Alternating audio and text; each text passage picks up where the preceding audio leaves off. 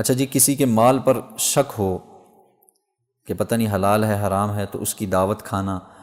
دیکھیں ایک بات تو ذہن میں رکھیں، ہمارے ہاں لوگوں کا یہ بہت ہی عجیب سیٹ اپ ہے کہ دوسرے پر انگلی اٹھاتے ہیں اور بہت آسان سمجھتے ہیں کہ اسی کو بس اسی کا مال میں فرق ہے، یہی حرام خور ہے، یہی فلانا ہے، یہی ڈمکا. ہاں، شریعت نے ایک اصول بتایا ہوا ہے، اکثر مال اگر کسی شخص کا حلال ہے، اکثر مال کسی شخص کا اگر حلال ہے تو پھر اگر وہ کوئی دعوت کر رہا ہے تو آپ دعوت کھائیے، کوئی مسئلہ نہیں.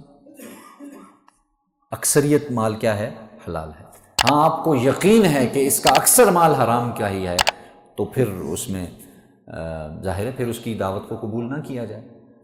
لیکن یہ ہے کہ قرآن کی اس آیت کو بھی یا ایھا الذین آمنوا اجتنبوا کثیرا من الظن، اے ایمان والوں بدگمانی سے بچو. یہ جو بار بار تم گمان کرتے ہو نا، ظاہر ہے برے گمان، ان سے بچو.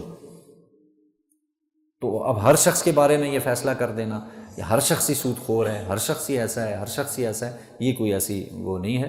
میں نے اس کے ایک آپ کے سامنے عرض کر دیا.